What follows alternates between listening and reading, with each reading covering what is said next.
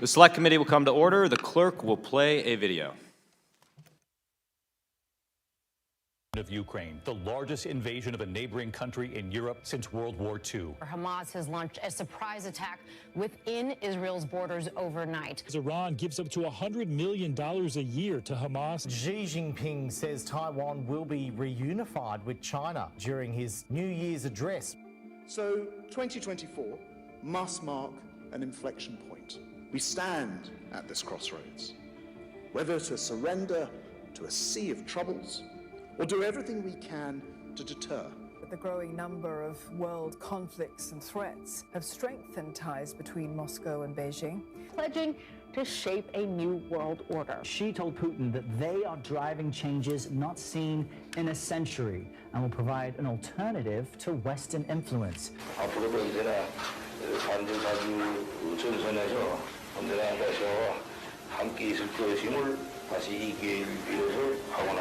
Ibrahim Raisi's visit comes as both China and Iran strengthen their relationships with Russia. Both sides say they're opposed to a world order led by the United States and its allies. China is by far the most serious challenge to U.S. national security, with a power to reshape the international order to Beijing's liking. Both the People's Republic of China and Russia have the means to threaten our interests and our way of life. We're the last real superpower, and now China is a near peer-to-peer adversary to us now. And of course their goal is to rebuild the empire. They're even putting outposts around us. They're buying up farmland in states here in the US. And even in some of these localities, we have Chinese CCP-owned companies that are coming in and open shop on Main Street. An age of idealism has been replaced by a period of hard-headed realism. Old enemies are reanimated, new foes are taking shape, battle lines are being redrawn. Russia is gathering its forces as it attempts to break Ukrainian defenses across the eastern Donetsk region. Russia is also receiving support from Iran. Ukrainian officials say Moscow has used hundreds of Iranian drones to hit civilian and military targets. And then there's China. The records show that Chinese state-owned companies provided Russian government-owned defense firms with navigation equipment, jamming technology, and jet fighter parts. Iran has increasingly turned its sights toward China. China is Iran's biggest trading partner and the only customer of its heavily sanctioned oil exports. Plans made under a 25-year strategic agreement signed in 2021. According to the New York Times, the agreement calls for joint training and exercises, joint research and weapons development, and intelligence sharing. And actively deepen defense cooperation with new member Iran. Iran-backed groups form a land bridge across the Middle East and connect in an alliance that Tehran calls the axis of resistance. Russian or Chinese firearms, relics from previous wars that made their way into the hands of Hamas. The foundation of the world order being shaken to their core. To guarantee our freedoms, we must be prepared to deter. And as we work in concert to meet the authentic problems of our time, we will generate a vision and an energy which will demonstrate anew to the world the superior vitality and the strength of the free society. Well, thank you. First, a point of order. We have a hard stop at 11, so I'm going to be ruthless in enforcing time limits, beginning with my own. I had a fancy prepared speech, but instead I'd like to tell a story that Secretary Panetta has heard me tell before, which is that when I was a freshman member of Congress with the Secretary's son, Jimmy, we had a meeting of the Problem Solvers Caucus, and we were listening to his wisdom, and I piped up and I said, Mr. Secretary, what was the best job you ever had in Washington, D.C.? And in a response that would simultaneously inspire and depress me, he said, the best job I ever had was being a member of Congress. He was a man who had had every great job in Washington, D.C., and he said the best job he ever had was as a member of Congress because, and I quote him, there was a feeling you could get stuff done. And I'd like to think that at a time when Congress is struggling to get much done, this committee has been an oasis of bipartisanship and at least an attempt to reinvigorate that spirit and that feeling that Secretary Panetta was talking about. We have two incredible public servants with us today, Secretary Pompeo as well, to provide their perspective on how we restore deterrence and meet the moment. And we are in a decisive moment for U.S. national security, for global security more broadly. Famously, Churchill called the period of German rearmament and alliance building the gathering storm. Today, the storm gathers once more, and as we watch China undertake the largest peacetime military buildup since at least World War II, and it finds eager friends in Tehran, Moscow, and Pyongyang, we should reflect on the lessons of history. Problems, this is true in your personal life as much as it is in geopolitics, problems do not age well. We ignore them at our peril. Appeasement or over-reliance on polite diplomacy cannot save us. We must act decisively to enhance our military strength, support our allies, and deter this authoritarian alignment. Only strength will be able to withstand the storm. I now recognize the ranking member, Raja Krishnamurthy, for his opening statement. Thank you, Mr. Chair, and thank you to the witnesses for coming, the distinguished secretaries who are with us today. Until the last few years, a lot of Americans thought that freedom and democracy were finally spreading around the world. After the Cold War, democracy spread from Eastern Europe to East Asia to Sub-Saharan Africa. In the 1990s, some pundits theorized that in addition to the spread of democracy, growing economic ties between countries would also make war less likely. In fact, there was even a theory that it would be impossible for two countries that both had McDonald's to go to war with each other. This was called, and I'm not kidding, this was called, quote, the Golden Arches theory of conflict prevention. And it would look something like this. As you can see in this picture, you can see the Golden Arches, and there's Ronald McDonald conquering the battlefield. Instead of swords being beaten into plowshares, tanks are traded in for, yes, Happy Meals. I like this theory a lot. One reason is that McDonald's is based in my home state of Illinois. And the other reason is that McDonald's was my first real job in life, flipping burgers. So I have a sentimental attachment to this theory. But there's only one thing wrong with this theory, and that is it's false. It doesn't work. Because while the Chinese Communist Party invited McDonald's into China, the CCP did not trade in its tanks for Happy Meals. Instead, in 1989, they sent those tanks into Tiananmen Square, just a few blocks from what would be the largest McDonald's in the world. Vladimir Putin didn't trade in his tanks either and sent them into Ukraine 2 years ago. When McDonald's stopped operating in Russia in protest, Putin forced a sale of McDonald's property and renamed their brand. You can't go to McDonald's in Moscow anymore, but you can go to this place. It's called Vkusna I Tochka, Russian for tasty, and that's it. Economic ties with the CCP and Russia did not lead them to become democracies or to become more peaceful. In fact, the opposite happened. After coming to power, Xi Jinping issued document number 9, which tells the CCP to stamp out, quote, false ideological trends like democracy, universal values, media independence, and civil society. The CCP now jails, disappears, and murders journalists and dissidents, and it's carrying out an ongoing genocide, a genocide against the Uyghur people in Xinjiang province. Beyond its borders, the CCP militarized the South China Sea, and it's increasing its military threat in Taiwan. Xi Jinping declared a, quote, no-limits partnership with Vladimir Putin, and now stands by the Putin regime during its brutal invasion in Ukraine. Last October, President Biden sent Congress a request for additional funding to support Ukraine and others who are defending freedom and democracy against those who wish to tear down these ideals. In November, every single Democrat on this committee signed a letter to congressional leadership urging this body to take action to pass that supplemental funding request. It's now January. The time to pass President Biden's supplemental funding request is now. It's now. The spread of freedom and democracy around the world has been one of recent history's most extraordinary developments. The power of these ideals has been proven by how fiercely those who enjoy them will fight to protect them. Rather than turning their swords into plowshares as they've integrated with the world economy, the CCP and Putin's Russia have bought more swords. Consequently, we must acquire more shields. And we must help our friends shield their democracies from attack as well. Our mutual security depends on it. Thank you, and I yield back.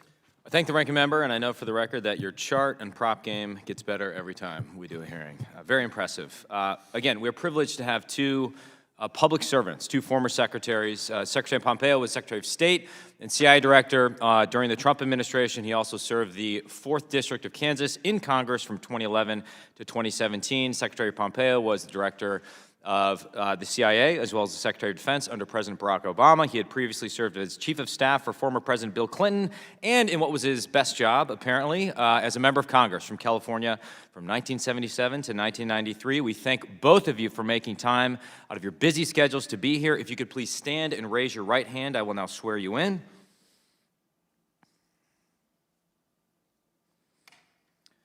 Do you swear or affirm under penalty of perjury that the testimony you are about to give is true and correct to the best of your knowledge, information, and belief, so help you God?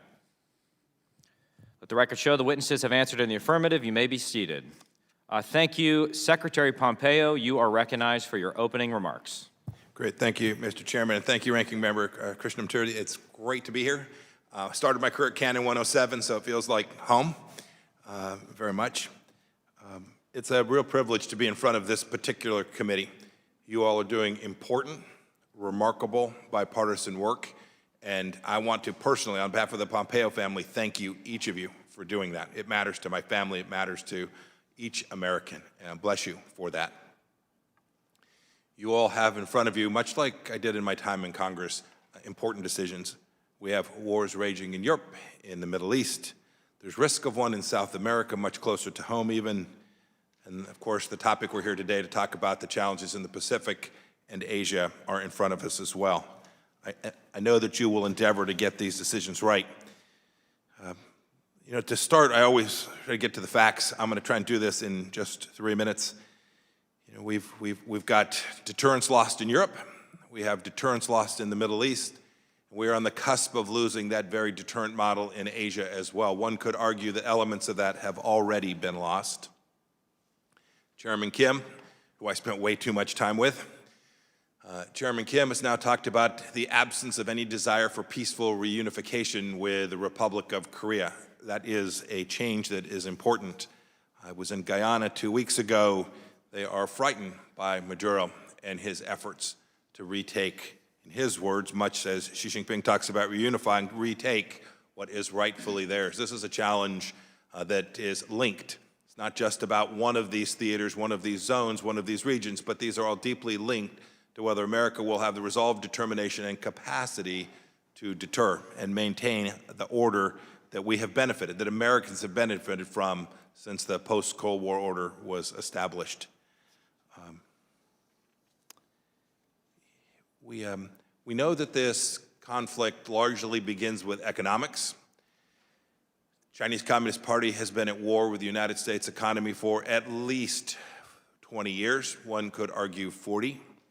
It might well have made sense for the esteemed Dr. Kissinger to go and travel and open up relationships with the Chinese Communist Party back in 1972. It might have made sense in 1982. It made no sense by 2002, 2012, and certainly today makes no sense. It's dangerous for the United States to allow the Chinese Communist Party to have engaged here at home in ways that undermine the very foundations of our republic. And I know I'll get asked about this today, but I think it's important that when we think of the challenge from the Chinese Communist Party, we think not only about Taiwan, not only about the South Pacific and about the First Island chain, but about Los Angeles and Denver and Washington, D.C., and Chicago and my home state of Kansas. The Chinese Communist Party is working diligently inside the gates to undermine everything it is that we stand for. When he talks about American decline, he is not doing so passively. He is an advocate. He is working to achieve that very American decline here at home.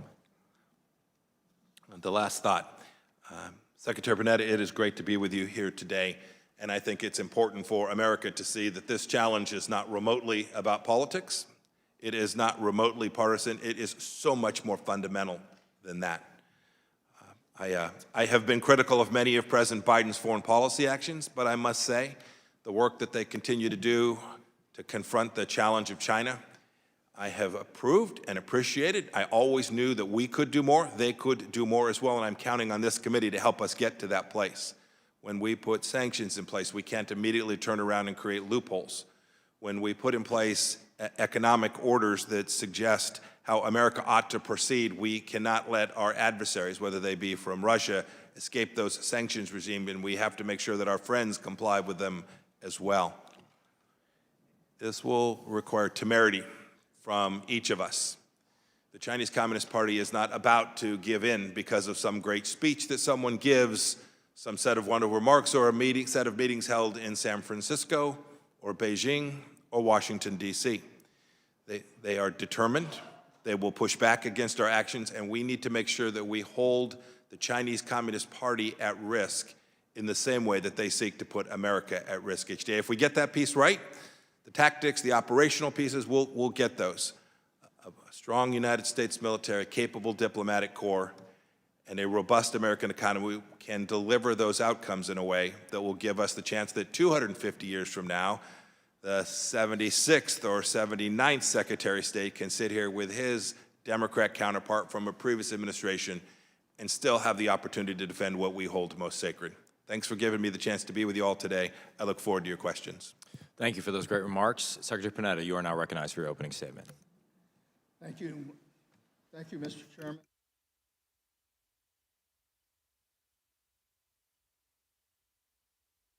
Distinguished members of the committee, thanks for inviting me to testify on the increasing threat posed by the People's Republic of China and its ongoing efforts to undermine the United States and allied interests around the world.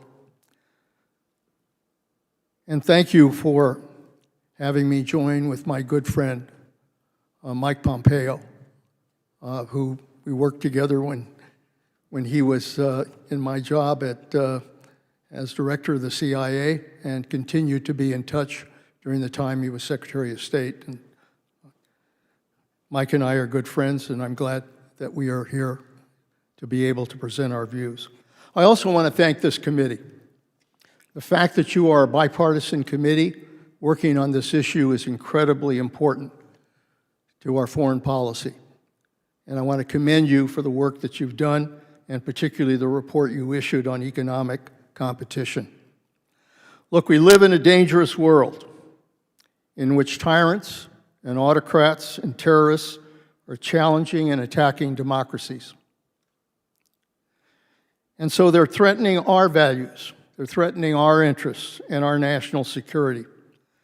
When Putin brutally invaded Ukraine, it was for no other reason but that he did not believe the people of Ukraine had the right to decide how to govern themselves.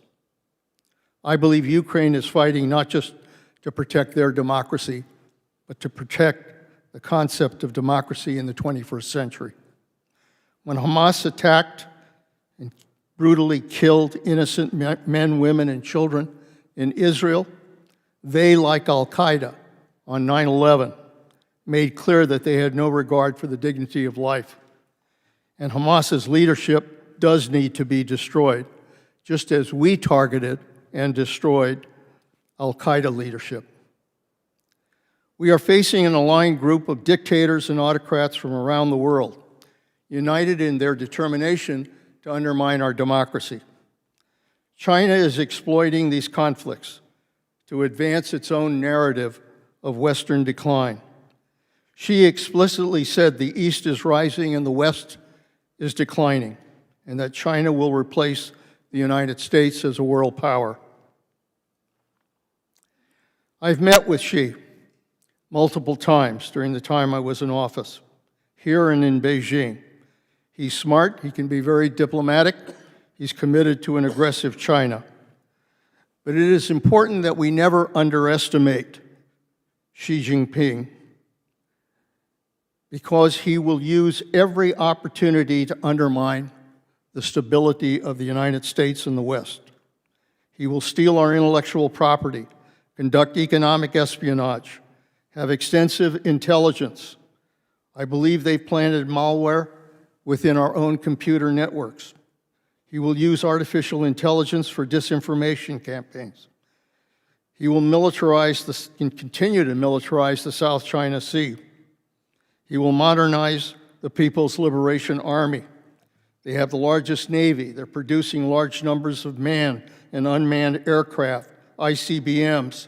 They're expanding their nuclear arsenal. They have 500 warheads, and they hope to double that by the end of the decade. As a result, they are not simply developing what could be called a general-purpose military. They're developing a military that can employ the threat and the use of force. Xi Jinping recently said the reunification of the motherland is a historical necessity. And so there's no question they threaten Taiwan. The president was correct to say that we will defend Taiwan militarily if it comes to that. I have always believed strongly that when the U.S. gives its word, it must stand by its word. That is the essence of deterrence. The bottom line is we are facing an increasingly aligned group of autocrats around the world. And the fact is that they are now having dual-use technologies that are being spread with Russia, Iran, China, and North Korea. While this alignment of autocrats is troubling, the good news is that it does not even come close to approaching the strength and depth and breadth of the United States' global network of allies and partners. Look, some have suggested that our relationship with China is improving, and there's no question we've had increased military and economic dialogue. But make no mistake, the only way to try to avoid war with China, the only way to deal with China is from strength. From strength. Both China and Russia became more aggressive when they sensed weakness on the part of the U.S. And for that reason, we must take strong action to arm and train Taiwan to defend itself, to strengthen our force posture, to invest in the next generation of military technology, to bolster our alliances, and to maintain strong export controls on critical technologies. And I must say, we must demonstrate that our democracy is strong and that we can govern. For that reason, it is incredibly important that this Congress pass the supplemental request and provide necessary military aid to Ukraine, Israel, and Taiwan. To fail would send a terrible message of weakness to adversaries and allies alike. We'll be playing China's game. And let me make clear that those who believe the United States can simply back away from our commitment in Ukraine, you cannot be weak on Ukraine and be tough on China. In conclusion, let me just say, I tell the students at the Panetta Institute that in our democracy we govern either by leadership or by crisis. If we fail to provide leadership, then we will govern by crisis. And the price of that is the loss of the trust of the American people in our democracy. This committee provides hope that we can govern and work together in a real sense. Our democracy and our national security depend on each of you for your leadership necessary to govern and protect our country. Thank you. Thank you, Mr. Secretary. We've released 3 major policy reports that were the culmination of a year's worth of work, investigations, hearings, and member input. We're now trying to turn those into legislative reality. But I think perhaps the most important function of the committee is to try and explain to our colleagues and the American people why any of this matters. And for those who are in the D.C. Beltway, certainly those who work at think tanks, it may seem obvious why the defense of Taiwan or the genocide in Xinjiang matters, but I'm not sure it's as obvious to Americans who are just trying to live their lives. For example, I had 600 people come to a town hall in my district to talk about the lake sturgeon being listed as an endangered species, a huge issue for Northeast Wisconsin.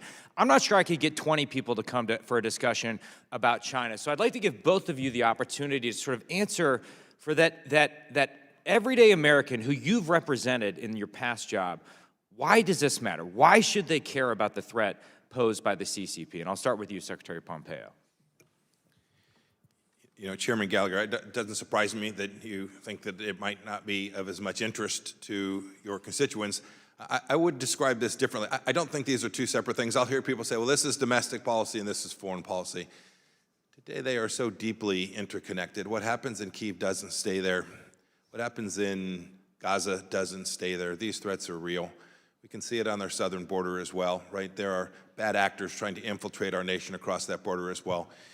And then for the folks back in Kansas, so many American jobs depend on the fact that we will confront the Chinese Communist Party's efforts to destroy our manufacturing base, to steal our intellectual property. There are real economic outcomes for ordinary families all across America that depend on a United States that is prepared to defend its own economy, to create the rule of law, to have trade lanes open, all of these things that somehow seem distant, they're right on top of us. Last piece, I talked about China inside the gates. You know, we closed in the Trump administration the Chinese consulate in Houston, Texas. We didn't close it because we disliked them. We closed it because they were conducting what I believe is one of the largest espionage operations ever against the American people from that very facility.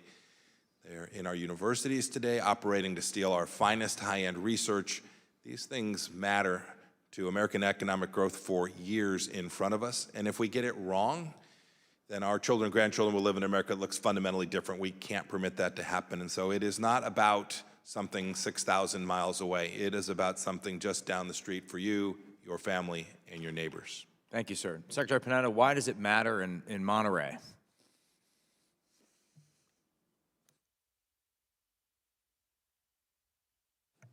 It matters because it really is about the fundamental security of our country.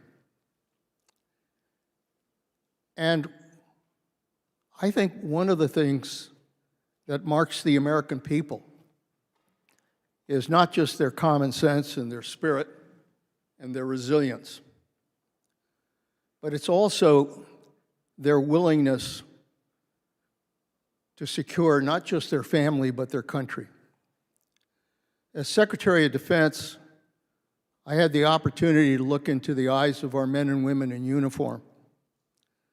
At that time, going to both Iraq and Afghanistan. And what I saw was a willingness on the part of these young men and women to put their lives on the line in order to fight and die for this country. To fight and die for this country. And so there are men and women from across this country who have assumed the responsibility of providing security and putting their lives on the line in order to defend this country. So it is incredibly important to what I call the American dream.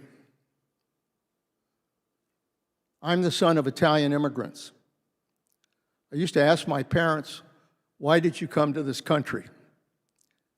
They came in the early 30s. They came from a poor area in Italy. And I never forgot my father's response. He said, your mother and I believe we could give our children a better life in this country. I think that's the American dream, giving our children a better life. And that's what this is all about. If we don't provide security for this country, if we don't deal with the threats that we're facing abroad, then we are not providing security. We are not providing the American dream for our children. Thank you, sir. I yield my 1 second. The ranking member is recognized for 5 minutes. Thank you, Mr. Chair. Secretary Panetta, you eloquently stated your strong support for the White House's supplemental request for Ukraine assistance. Secretary Pompeo, you're also a very eloquent and strong supporter of aid to Ukraine. And as you laid out in a recent op-ed, it appears that part of your reasoning is that Putin winning in Ukraine would embolden the CCP and make a war over Taiwan more likely. Isn't that right? Yes, that's correct. And Secretary Panetta spoke to that as well. So let's just be very clear. If we do not further fund Ukraine now, war is more likely over Taiwan, which none of us want war over Taiwan or with China, and that's certainly what the American people do not want. Let me turn to my next topic. This is a picture of the CIA memorial wall honoring those who died in the line of duty. Last year, the CCP's secret police launched a recruitment campaign. They posted this picture with an article about the first CIA officer killed in the line of duty, whom the CCP claims they killed in Tibet in 1950. Now here's the rub. If you look at this article, the headline reads, quote, "The first black star the CIA hung on the stone wall is related to China," exclamation point. Now, Secretary Panetta, I find this very disturbing. Nobody should glorify the killing of an American. Do you agree? Absolutely. And Chairman Xi came to San Francisco recently and told us that he wants to, quote, "make friends with us." But Secretary Panetta, this might be obvious, but friends don't glorify or laud the killing of each other's people, right? Absolutely. I think that this is yet another example of the need to always judge the CCP by their actions, not necessarily just their words. Let me turn to this other very interesting picture, and Secretary Panetta, you might recognize this. Secretary Panetta, this is you in the PRC in 2012, and it looks like you're receiving a very memorable gift from China's then Minister of National Defense, General Liang. Do you remember this episode? I remember very well. Is this hung in your dining room, by the way? I don't know if I've ever brought that photograph with me. Now, interestingly, not only is that plate very memorable, but this gentleman here, General Liang, was actually the last defense minister in China to not be prosecuted for corruption. The next 3 individuals to hold this position as Minister of Defense were all prosecuted for corruption and or purged, and many others in the People's Liberation Army have also been purged. Secretary Panetta, there have been numerous reports of Xi Jinping purging some leaders not because of corruption, but because they disagree with Xi's leadership. So here's my question. Can you rule out that Xi Jinping is purging people from the PLA because they disagree with his leadership? You know, that defense minister that I met with, actually, we established a pretty good relationship in our ability to talk to one another. And as a matter of fact, we began to do military exercises together and continue to have a dialogue. And I was hopeful at that time that we could continue that relationship. Unfortunately, that hasn't been the case. And you've just indicated the amount of corruption and those that are being dismissed because Xi doesn't particularly like the way they conduct business. What that does is it undermines stability in China, and it undermines stability in the military. Yeah. The fact that we broke down our communication with China here is of concern because we need to be able to stay in touch with China when we have differences of one kind or another. I think the answer to your question is that Xi, by virtue of the way he's dealing with his military leadership, I think is undermining their ability to respond effectively to what they need to do. Let me turn to my last topic. This is a picture of Joshua Wong. Secretary Pompeo, Joshua Wong is a prisoner because he led pro-democracy protests in Hong Kong. He came to the consulate in Hong Kong and requested refuge in 2020. When you were secretary, were you personally in favor of him receiving refuge? Look, I don't want to talk about the discussions we had inside. I think the United States can always do more, whether it's for him, Nathan Law, Jimmy Lai, who's now being prosecuted. The United States can do more and do better to protect these people and their capacity to just do the basic things that every human being is entitled to speak their mind peaceably. I call upon the CCP to release Joshua Wong, and I wish that we had provided him refuge at the time. Thank you, and I yield back. Thank you. Mr. Luke DeMar is recognized for 5 minutes. Thank you, Mr. Chairman. And thank both Secretary Panetta and Pompeo for your fine service to our country. We certainly appreciate it. Secretary Pompeo, in your written testimony today, you talk about a couple different things. deal with the difficulties that the Chinese economy is having right now. Demographically, they're struggling. You talk about their stock market is a disaster. They're stealing money out of state-owned offshore accounts. But he says, make no mistake, a weakened China is an ever-growing danger to the United States and the world. So are you saying there, or do you just elaborate a little bit on this, that the weaker their economy is, the more volatile their government could be and the more danger they are to the rest of the world? It's good to see you again. Yes, great to see you too, sir. It's not a direct line, that it is not a one-for-one. As they weaken, they present more risk. I think they present real risk no matter whether their economy is thriving in any given year or not. It is the case that the decision-making apparatus, and Secretary Panetta spoke to this, as there is more turmoil, as their economy struggles more, as they see the demographic handwriting on the wall, that the decision-making process inside of the Chinese Communist Party's leadership becomes more fractured. And as Xi Jinping sees the end of his time in leadership approaching as each day goes on, he is more likely to try and achieve the end game that he has described. He has been unambiguous about his objectives, that he is determined to do it during his time. And so I do think that as these challenges present themselves, there is always a risk that Xi Jinping will see the clock has run, and if America is not prepared to deter him, he'll be more likely to take action that is adverse to U.S. economic and U.S. military interests in the region. Thank you. Secretary Panetta, you talked a while ago about dealing from strength. I'm assuming that also means economic strength, because as Secretary Pompeo indicated here, even if they're weakened, they're still dangerous. And in some of the testimony we've had before from some of our witnesses who have been refugees from China, they talk about the fact that they spend about $300 billion a year to surveil, detain, and build new detention camps on their own people. And in doing that, they have a tremendous fear of their own people, the government does, of their own people. So therefore, if you stress them, if you stress their economy, there are some difficulties. And we ourselves, to be able to offset that, have to have a strong economy. Would you agree with that? Would you like to speak to that, elaborate a little bit more? Look, I think there's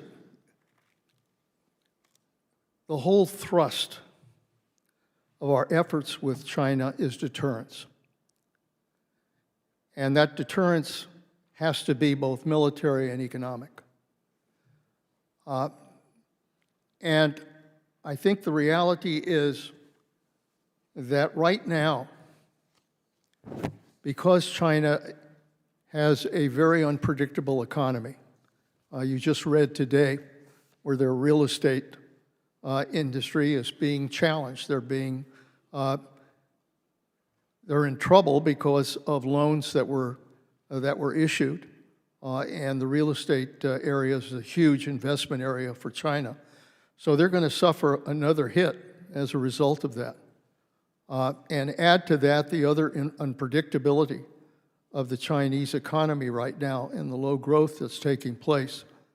I think what that's doing in some ways is it's drawing Xi's attention to what he was primarily concerned about, which was developing China as an economic power for the future.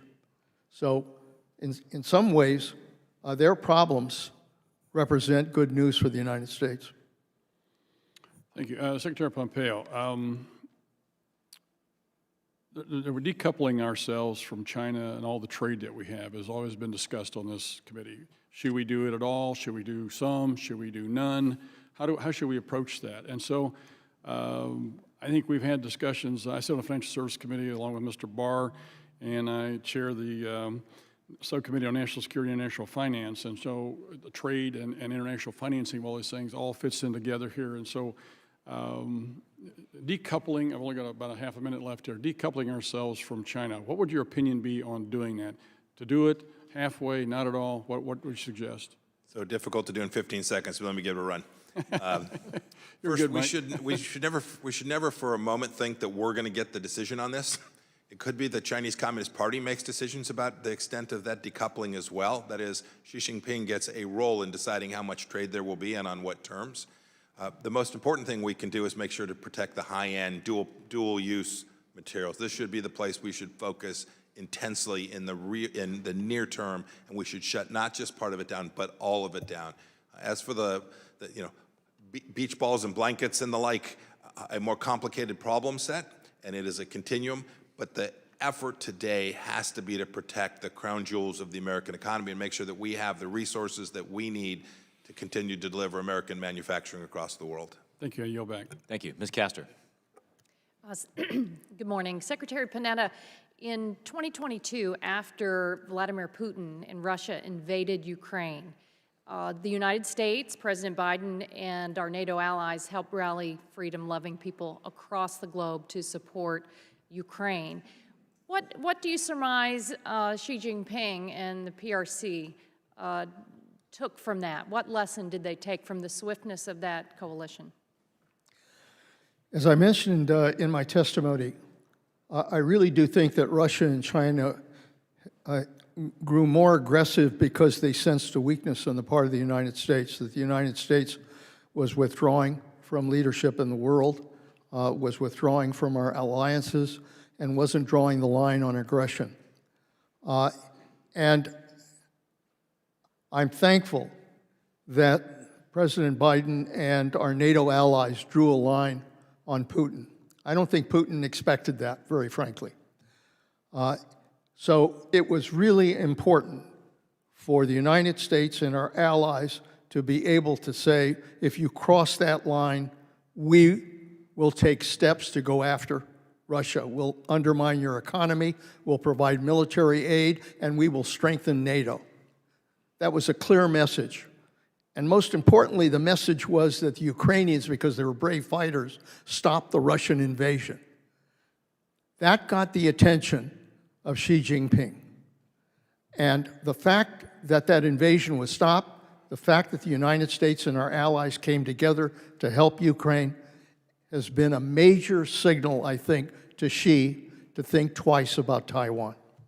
Because around that time, Putin and Xi said that there are no limits to this deepening relationship. They wanted to convey that publicly, to send a message to the rest of the world.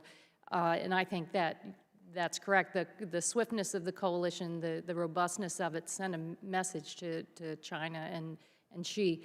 But now it seems like they're waiting for the next election this year, that they're kind of hedging that there's going to be a change in policy. And they see that the Congress has not been able to pass a supplemental to bolster the Ukrainian people. What is Xi Jinping and the PRC taking from the fact that the Congress is yet not united in continuing to repel this foreign aggression from Putin?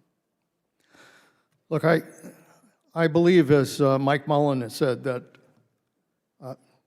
dysfunction in Washington is a threat to our national security.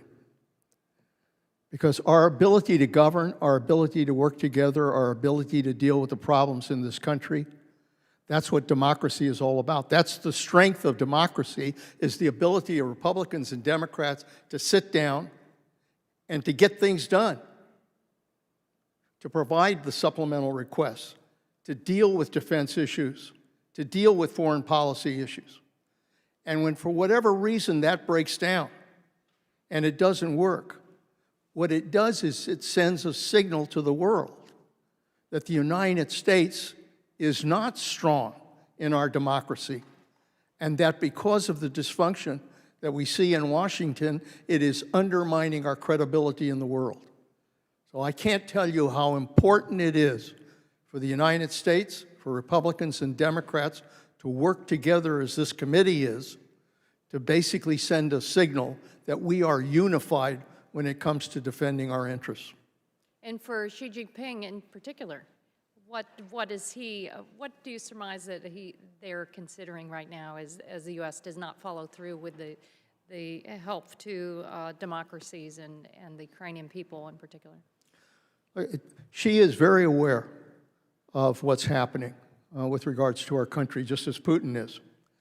And when they see dysfunction, when they see that we can't get our act together to be able to do what's right, then they sense that that's weakness, and it gives them the incentive to think that, given the opportunity, they can take advantage of that. So what we're doing, if by failing to pass the supplemental, as I said, we're playing Xi Jinping's game. And we're playing Putin's game, which is that our strength is being undermined, not from abroad, but from within. Thank you. I yield back. Thank you. Mr. Barr. Thank you, Mr. Chairman, and to both Secretary Panetta and Secretary Pompeo, thank you for your extraordinary public service. It's good to see both of you again. Secretary Pompeo, I enjoyed visiting with you in Monterey with your son Jimmy and playing a little golf. Thank you for tolerating my bad golf with Ted Balistreri. Great to see you again. And Secretary Pompeo, thank you for, as Secretary of State, elevating this issue of the threat from China and establishing the deterrence that we need to continue to be vigilant about. I want to ask you about the recent APEC summit and your impressions of that. Following that Biden-Xi summit, the Biden administration removed the Chinese Ministry of Public Security's Institute of Forensic Science from the Commerce Entity List in exchange for greater cooperation on stopping the flow of fentanyl precursors that are being produced in the PRC. Last year, I questioned Assistant Secretary of State Crittenbrink on states' role in pressuring other agencies to delay implementation of sanctions and export controls. Secretary Pompeo, what kind of message does it send to our adversaries if the State Department intervenes to prevent the listing of PRC entities who should be sanctioned or subject to export controls? Congressman Barr, I think that's an enormous policy mistake. I think it not only sends the wrong message, but I think the likelihood of Xi Jinping delaying precursors for fentanyl moving into our country is precisely zero as a result of that action. He has been determined to continue to poison our children here at home, and I don't think any action taken by the United States Department of State to sort of relieve them of any penalties, restrictions, prohibitions is likely to change his direction on that. And just for context, this ministry that was removed from the Commerce Entity List, this is an instrumentality of the CCP that has engaged in horrendous genetic testing of Uyghurs and human rights violations. Secretary Panetta, you noted in your testimony that our adversaries routinely weaponize economic tools of market access and trade dependencies, such as fossil fuels from Russia and critical minerals from China. Last week, it was announced that in an effort to combat climate change, the Biden administration would be halting LNG exports. This administration, however, has extended 8 times a Treasury General license allowing for transactions involving Russian energy exports, including oil, to be exempt from U.S. sanctions. Do either of these actions, the action to block LNG exports to our allies in Eastern Europe, or the action to provide a general license to our sanctions regime against Putin, do either of those actions help us cut off funds from Moscow? I don't know whether, and I hope they haven't, the administration has made a final decision with regards to LNG. I know the president has postponed that issue and is looking at some of the issues related to regulations, but I think it is very important to be able to provide that kind of fuel to our allies, for goodness sakes. Because they've joined with the United States, they have lost the ability to have to rely on Russian energy. That's a good thing. And we ought to be providing the support necessary in order to give them the ability to be independent of that source of energy.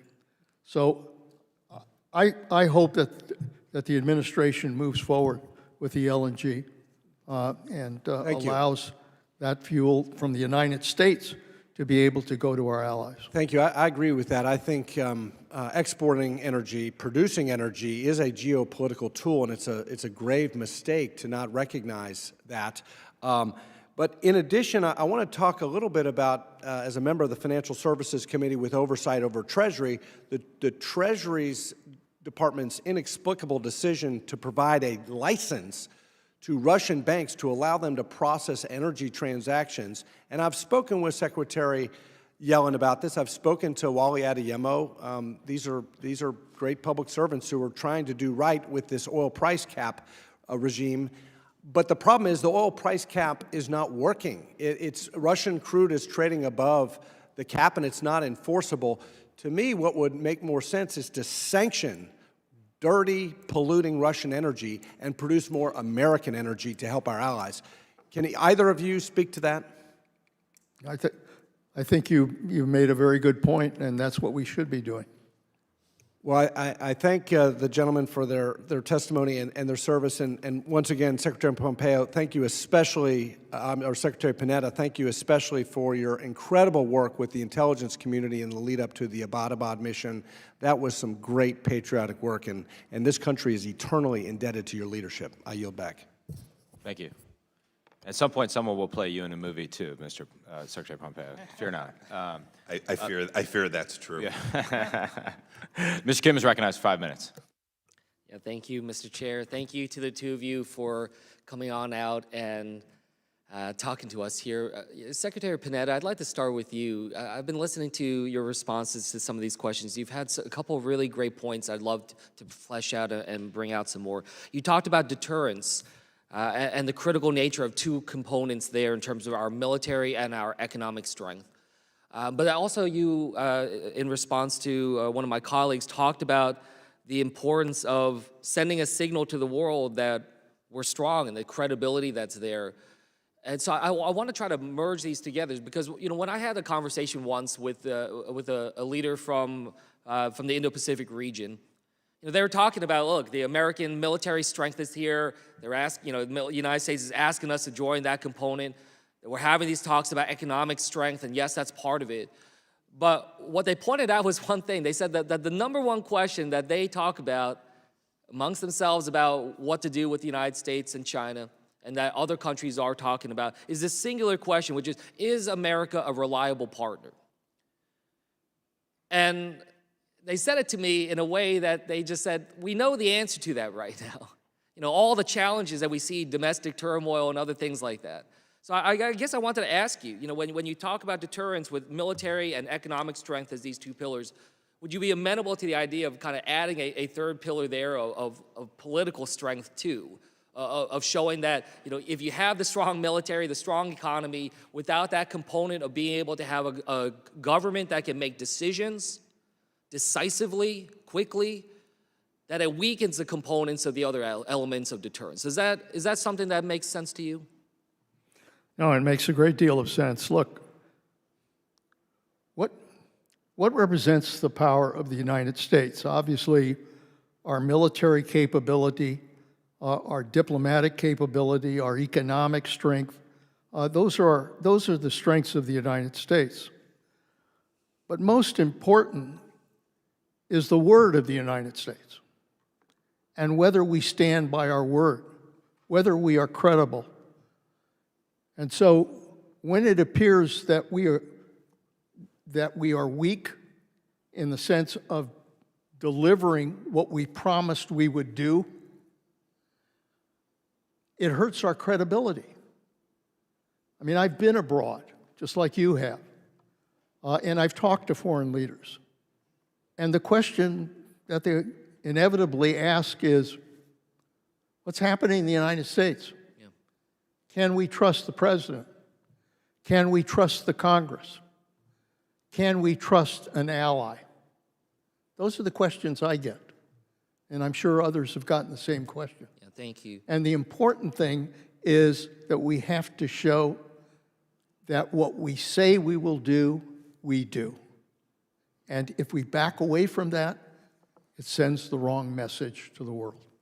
Yeah, thank you, Secretary. Secretary Pompeo, I'd love to kind of bring you into this, you know, the challenges that you see before us, the fact that two of you served here in Congress and you're seeing what we're up to, the challenges we're facing, this constant threat of a government shutdown that we just keep struggling with, this issues with the supplemental.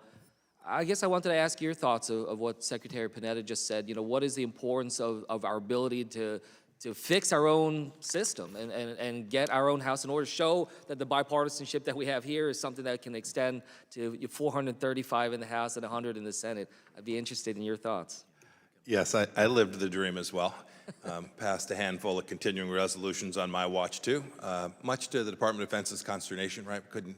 We couldn't redirect our resources. The same was true during my time in the executive branch. I watched Congress unable to actually move resources to the current day challenges.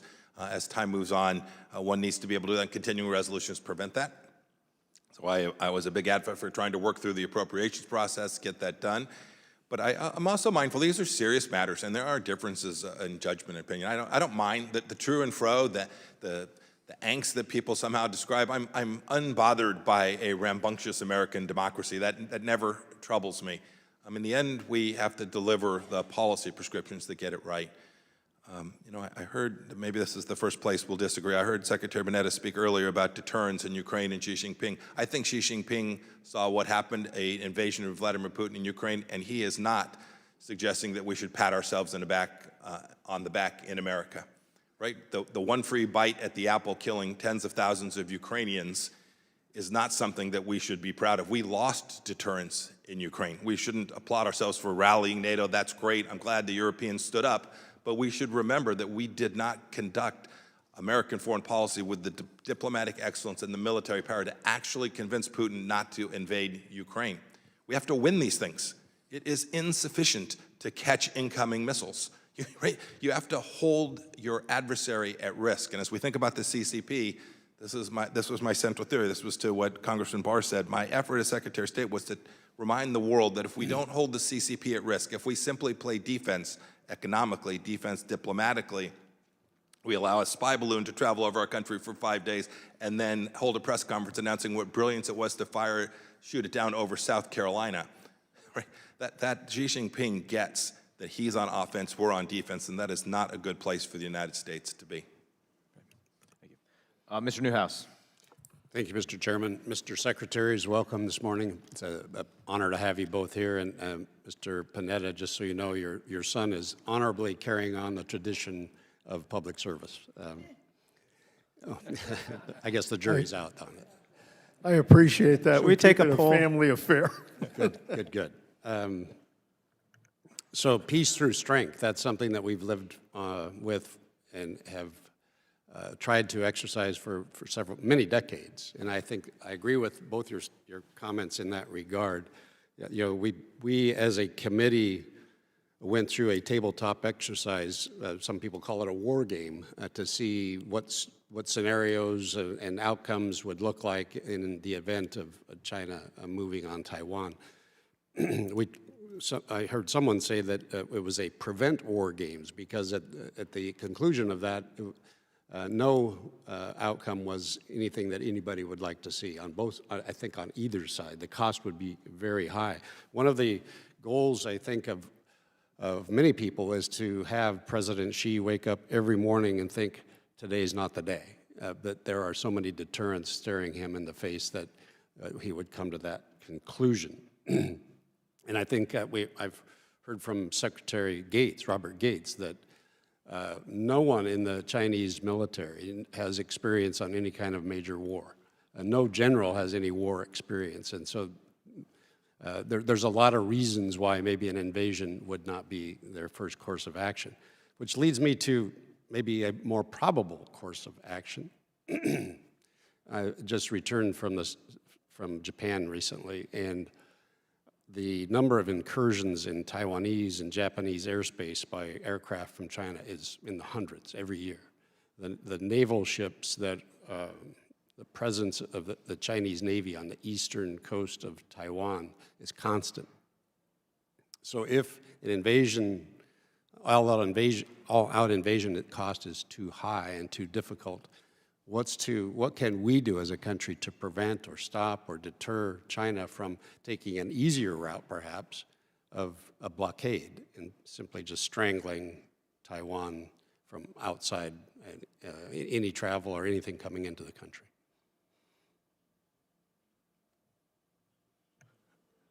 There is no question that the most important thing we can do with regards to Taiwan is to strengthen their deterrence and to not only provide the arms, but provide the training necessary for them to be able to defend themselves, and to show that the United States will maintain a presence in that area with our Navy and with our other capabilities. It's important to make clear to China that they aren't going to have a free ride if they decide to make trouble for Taiwan. But it is very important that if we say we will defend them militarily, that we defend them militarily. And that means providing whatever support they need if they are, in fact, a victim of aggression by China. The thing that she is going to constantly be looking at is whether or not we are taking actions. This is not about words. This is about actions. And what we do to support Taiwan and to maintain a strong presence in the South China Sea, those are the kinds of actions that she will watch very closely and be deterred by. Thank you. Mr. Pompeo? Just two thoughts. I agree with Secretary Panetta. Two thoughts. A blockade gets ugly really quickly. The difference between an invasion and blockade is a continuum, for sure. Once product ceases to flow out of Taiwan into the rest of the world, a country upon Taiwan is a country upon which the entire world is dependent daily for deliveries across the world. It gets difficult very quickly. It gets difficult for the Vietnamese, the Japanese, the Philippines, the Australians, even more quickly than it does for us here in the United States. And so we should not, I guess my urging is not to think about the blockade as a more peaceful or more genteel solution to Xi Jinping's desire to bring Taiwan under his political control, but an act of war very much in the same way that an invasion would be. Thank you. Ms. Stevens. Thank you, Mr. Chair, and thank you to both of our witnesses. It's certainly quite significant to have both of you here testifying before our committee, and we thank you for your time. Mr. Pompeo, in your testimony, you talk about the economic war and the war that we have been in and maybe sometimes pretending we aren't in. Do you see economics as the primary motivation for the CCP to align itself with American adversaries and in many respects taunt us on the global stage, or are there other motivations? Thank you for the question, and thanks for the kind words. You actually got 100% of the former Italian-American CIA directors here today, so quite an accomplishment. And I joined the Italian caucus. This is thank you for that. We appreciate it. No, I actually think their primary motivation is ideological. It is Xi Jinping is driven by a Marxist-Leninist ideology, a historic understanding of China as the middle kingdom of the central actor on the world stage, and he feels there is a that their history has been wronged by the Western order. And so economics is a tool by which he seeks to achieve the global hegemony that he so seeks, but I think the motivation is much deeper and much darker than just trying to figure out how to make a few more renminbi for his people. This is not an effort to improve life for the Chinese people. This is an effort for aggregation of power for the Chinese Communist Party. And as we look towards maintaining the post-World War II order, as you described in your testimony, what does that look like in this 80-year mark that we're about to hit since the end of World War II, and with some of the changing dynamics that have hit the West, particularly with Brexit as an example, as well as the West's reliance on CCP investment in their economy? How do we bring along our European allies to this deterrent strategy, given that you're a former Secretary of State and not a former head of Treasury? Goodness. So in the end, the central thesis has got two legs to it. One is respecting national sovereignty. Nation states acting in their own self-interest. We marked it as America first. I always reminded others, when I was in Asia, I would remind that, ma'am, you think Bangladesh should be first, you're running that country. Sovereign nations acting in their own interest. And then second, the United States has a deep interest in protecting basic freedoms and property rights and contractual capacity to deliver against increasing efforts to undermine market-based economies. Right? This is one of the central theories of Xi Jinping is show up in Africa with some stolen intellectual property from the United States that you built with cheap labor inside of China and then dump it on the world in an effort to aggregate political power. We have a model that is deeply different from that. We should not head down that route, but we have to make sure that an increasing number of nations benefit from these central ideas of basic property rights, contracts, the capacity to engage in relationships in a way that protect basic human dignity as well. And the use of American innovation as a place of strength, not to be exploited through those who do not necessarily share our goals for free and open capital markets success. And there's a lot to be said around this idea of how we maintain the post-World War II order and redefine it for the time period that we are in today, looking not only back to a great history that defined so much economic success for individuals, but also for the world. And we need to think very strategically about how we're working with our allies, particularly on supply chains and access to minerals. And Mr. Panetta, with just the slight remaining time, would love to get any thoughts you have about Iran and what the CCP's motivations are, particularly as we're facing another pressure with democracy being under attack with our friend Israel, as well as some of the impeding terrorist demands that are coming down. Okay, I think you get it, and you understand where we really have to go in order to develop the strength of the United States and our allies in economic competition with China. China engages with Belt and Road initiatives. They engage in spreading a lot of money around. They engage in building ports and doing all kinds of things that pretend to help countries. But let me tell you, it doesn't work because countries feel like they are not the ones that are really benefiting from this. And that's why the United States needs to continue to show how we should promote economic justice. Thank you. Dr. Dunn.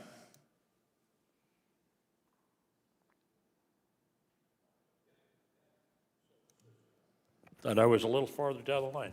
Well, thank you, Mr. Chairman. I have several articles I'd like to enter first, and I'd like to enter those now, if I may. And I can read the names. 5 articles? Without no objection. What from Afghanistan, Ukraine, Iran, Israel, the Biden administration has categorically failed they failed on foreign policy, they failed to deter war, the very first mission of diplomacy. From the disastrous withdrawal in Afghanistan to the lack of guidance in Ukraine and delayed support for Israel, and now delayed responses on this drone attack on American servicemen in Jordan. It's all a failure of deterrence. And it's how much easier is it to fail when your U.S. president turns over $6 billion to Iran. The Iranian government is constantly working to destabilize the Middle East, and they pose a danger to our allies in the region. They're a known funder of terrorism, and they pose a direct threat to national security. We can't economically support them. Let me say, Mr. Secretaries, I've never said that before, Mr. Secretaries. Never before have we had a more august pair of experts on international policy before us. So thank you very much for being here. And Secretary Panetta, I wanted to thank you for your earlier comments about the willingness of our young men and women to defend America and the free world.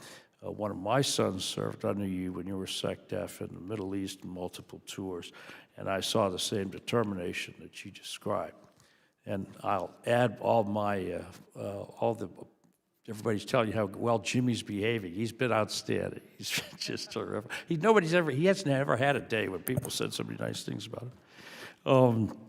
Secretary Pompeo, thank you very much for being here today and for your continued public service on foreign affairs and diplomatic policy, even in the face of Iranian death threats and bounties on your life. With all the separate attacks that we're seeing across the world, it can certainly look like our growing number of adversaries are acting independently, but I think we know that's not the case. There is this sort of global alliance against democracy, the rules-based order of nations. And our NATO allies actually have risen to this fact and declared their concerns in these other theaters, such as the Indo-Pacific and the Middle East. I wonder if you would clarify for us this threat to the free world for our folks back home, because it doesn't always, they don't always think about that in a larger sense. So it is the case, as you've described. These are all linked. These are not independent strategies. They may be in independent theaters, separate theaters, but make no mistake about it. There are Iranian drones going to Russia to kill Ukrainian kids. There's Russian energy flowing to China. There's Chinese semiconductors flowing to the Russian defense industry. Iranian oil into both Russia and China. These actors are working to undermine the things that matter most to us here at home. It's hard sometimes when I represented South Central Kansas. It's hard to appreciate when you're going about your life, raising your family. It's hard to appreciate that there is evil in the world that is staggering a confrontation to our way of life as we find it. We always, in America, we try to find the best in people. We're always optimistic, but having spent time, as I know Secretary Panetta, with some of the most evil human beings that have ever walked the face of the earth during our lifetimes, these folks want bad things for us. They want to undermine that very idea of freedom here at home, and we have a responsibility to get it right economically, diplomatically, and make sure we have a strong military to defend those two. Well, I agree with you greatly. I appreciate both of you gentlemen lending your life of service and knowledge and insights to this committee. This committee has been behaving very, very bipartisan fashion. I think we all agree that we have a serious problem in front of us, and it's our job to rally our friends around us and our colleagues and support these things in the world. Thank you so much for coming here and shoring up our determination. I appreciate that. With that, Mr. Chairman, I yield back. Thank you. Mr. Auchincloss. Mr. Chairman, this hearing is an opportunity to highlight the dangers of authoritarianism, not just abroad, but also the threats we face at home. In your testimony, Mr. Pompeo, you cite a lack of decency and respect for vital institutions in our own culture as a troubling sign for our nation's future, that a nation and society intent on despising and destroying itself will not prevail. It's a worthy message undercut by the record of its messenger. A messenger who cited the insurrection that occurred here on January 6th as an example of, quote, a peaceful transition of power. January 6, 2021 was Xi Jinping's best day in office. It aids its own democracy on the world stage for people all over to witness. It undermines our ability to lead and the power of our example. What kind of example are we setting when former administrations take the side of dictators? What kind of example are we setting when your former boss, the likely presidential nominee of your party, is promising to be a dictator? Mr. Pompeo, you write that, quote, regimes in Moscow, Tehran, Pyongyang, and Caracas all owe their continued existence to the Chinese Communist Party. You omit that prior to his invasion of Ukraine, you described Putin as, quote, very capable, end quote, and said you had, quote, enormous respect for him. Also missing from your remarks, these regimes have an ally in Donald Trump. Just this month, Donald Trump praised Kim Jong-un at a rally in New Hampshire, referring to him as, quote, a tough, smart guy. While in office, he considered meeting with Maduro and second-guessed his own administration's recognition of Guaido as Venezuela's legitimate president. He rejected his own intelligence agencies, including the CIA, which you were the director of at the time, on the world stage during his shameful Helsinki summit, and denied the evidence that Moscow interfered in our elections. On one thing, though, we do agree. Our democracy is stronger when we invest in and celebrate our free society. We have the tools to outcompete autocracies at home and abroad, but it's not just, as you say, a strong military and a strong economy. It's also a strong democracy. Secretary Panetta, you make this clear in your remarks. Quote, "The greatest threat to national security is if we fail to govern our democracy." I agree with you. But Mr. Pompeo, this cannot happen if we defy reality and rewrite history for political expediency. So now, on behalf of your call for respect for vital institutions, will you here attest, now under oath, that Joe Biden was duly elected in a free and fair election? Well, so much for bipartisanship of this committee. Well done, sir. You have destroyed that. Will you attest under oath that Joe Biden was duly elected in a free and fair election, out of respect for the vital institutions of our democracy, as you write? Yes, sir. I've spent my entire life, my time in service as a lieutenant and a captain in the United States Army, as a member of Congress. Will you attest that Joe Biden won a free and fair election as the duly elected President of the United States? Of course, President Biden is the duly elected President of the United States. But if you'll allow me to respond to your diatribe for a moment, sir, if you would permit that, that'd be most decent and bipartisan, institution respecting, if you would do that. In a free and fair election? May I just respond to the tirade that you engaged in? Will you answer the yes or no question? If you want to protect institutions, you would call witnesses and permit them to respond when you make assertions that are fundamentally unfounded and indecent, sir. With the witness unwilling to respond to the question, we're going to assert that his answer was no.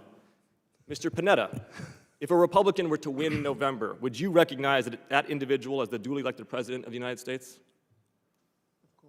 Of course. Is the right answer, Mr. Pompeo. I yield back. I wish Secretary Clinton would. Secretary Clinton would be so clear about her election as well. We have a minute and 10 seconds that I'll give to Secretary Pompeo to answer the question. Just this. We did have a peaceful transition of power from the Trump administration to the Biden administration. I was present for that. I saw my State Department work diligently to deliver the information that Secretary Blinken desperately needed to get started on the right foot, and I have been proud to work alongside Secretary Blinken. Mr. Chairman, reclaiming my time, The gentleman has yielded to me. I have given that time to Secretary Pompeo. I'd like to see a show of hands who here thinks it was peaceful on January 6, 2021. What are you doing? The last thought, and by the way, I was happy that the State Department executed that tradition with such aplomb and such excellence. The second thought is this. Look, we'll have partisan disagreements on many things. I think it is a factual matter. You recounted a number of foreign policy. I think it's a factual matter that the world was in less conflict 3 years ago than it is today. Secretary Blinken just yesterday said that not since 1973 has the Middle East been so dangerous. I agree with him on that. It was safer 3 years ago because we had established a deterrence model that was successful at preventing invasion of Europe, the debacle in Afghanistan, the good work that we did. You'll recall that the Trump administration was the first administration to actually provide defensive weapon systems to Ukraine when the Obama administration had concluded it could not or would not do so. These were things that kept the American people safe. It wasn't partisan, it wasn't political, it was good policy. Mr. Johnson. Thank you, Mr. Chairman. Mr. Secretaries, thank you very much for being articulate and logical voices about the power of deterrence, about the importance of American leadership, and about the very real risk posed by this authoritarian alignment between China, Russia, North Korea, Iran, and others. We've talked a lot about that authoritarian alignment of external actors. I'm curious, to what extent does that alignment extend to within our own borders? To what extent has the Chinese Communist Party identified and invested in partners that seek to undermine our country from within? And Mr. Pompeo, or rather Secretary Pompeo, we can, or yeah, go ahead, Mr. Panetta. That was one of the great concerns we saw when I was director of the CIA. It was obvious that China had an extensive intelligence network at play, and that through their technology, they were deliberately planning methods of gathering intelligence, whether it was Huawei, or other sales, that they were using that for intelligence. They are very aggressive within the United States now on disinformation. We know that Putin waged a disinformation campaign as well. China's doing exactly the same thing, using artificial intelligence very effectively to spread disinformation and misinformation in this country. So that, I think, remains a significant concern, that at a time when, you know, they talk about dialogue and the time when they talk about trying to improve relations, we cannot underestimate their efforts to basically undermine our democracy. I give just two quick thoughts. But I agree with Secretary Panetta that we should never forget this information space in social media and how the Chinese Communist Party has communist-directed entities that are on every one of our children's cell phones, passing information that is deeply filtered, designed for our young people here to undermine their idea and their understanding of America and our foundational ideas. We have to take serious action there. Second thought, you know, it seems like a long time ago, but don't forget, this is the very Xi Jinping that unleashed a virus upon the world, that killed millions of people, including over 1 million people in the United States. It gets seldom referenced. It's hard to imagine the staggering impact that COVID had on the world, and yet no one's held Xi Jinping accountable, not for the leak from his lab, which happened, but for the fact that once he was aware that he had a leak from his lab of a relatively lethal, relatively contagious virus, he foisted upon the world. He made a decision to hide the data, to hide the information, to off the researchers, and to put thousands of people on airplanes and transit them across the world with the death and destruction and the economic harm that followed from that. This is the very same Xi Jinping that is working here in the United States against us. It's pretty well in the record of this committee that the algorithms of TikTok in America are designed to deliver trash to American youth. The algorithms in China deliver a more virtuous content. Because of that and other reasons, I have a tendency to describe TikTok as nothing more than CCP malware. Is that hyperbolic, or is that accurate? No, I happen to think it's accurate. It has to be fixed, and it's not. I would only add, it's not just TikTok. It's deeper. It's broader. It's more pervasive in the way that Secretary Panetta described it. And so this effort at information warfare is something, it's hard for democracies to defend because we have wide open societies. And I get that, and I'm happy about that. But we have to do it, and we have the tools to do it as well.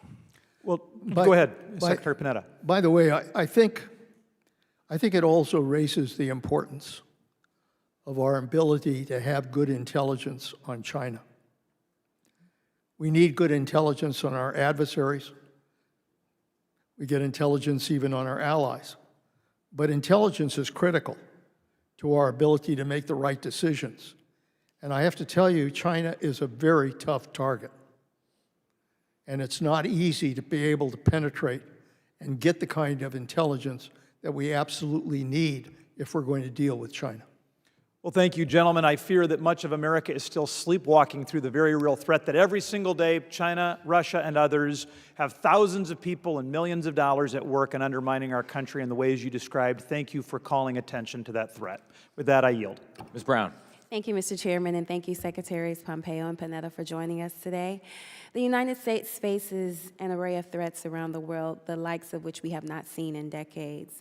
It is clear U.S. global leadership is critical at a time when our competitors, like the Chinese Communist Party, are manufacturing strategic alliances to challenge us. However, there must be other ways to avoid a spiral of competition in which the CCP increasingly supports oppressive states like Russia, North Korea, and Iran, forcing us to respond.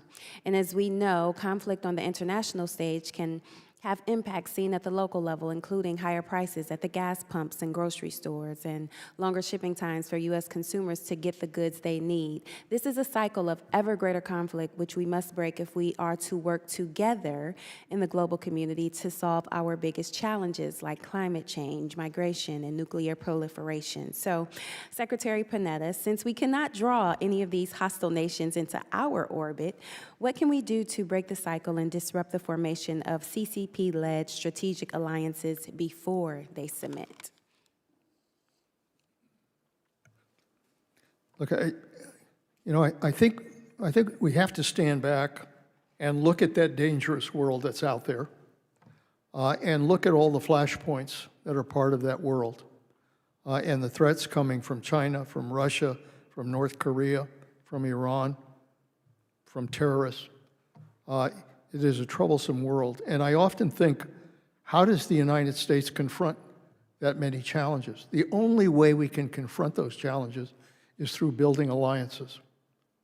That's the only way we're going to be able to deal with it. It has to be not only the United States, but it has to be our allies. And by the way, the one thing about these autocrats is they're not very good at alliances. They're not very good at building their own alliances. That's our advantage. So we need to strengthen NATO. We need to strengthen our relationship with both Israel and moderate Arab nations in the Middle East. We need to strengthen our relationship in the Pacific between Japan, South Korea, Australia, India, the Quad. We need to build those relationships. We need to do it in Latin and Central America, and we need to do it in Africa. Thank you. That, I think, is going to be the most fundamental task, is how we effectively build those alliances so that we can confront these adversaries with our allies. And while we aim for a more productive global community, we must continue to operate in the reality of these times. I am clear-eyed on the need for the U.S. to remain a steady, solid, and sound defender of the rules-based international order.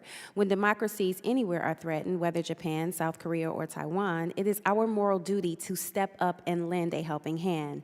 President Biden has led the world in support for democracies under threat, like Ukraine and Israel, but Congress needs to do more to provide the resources the president requested in his National Security Emergency Supplemental.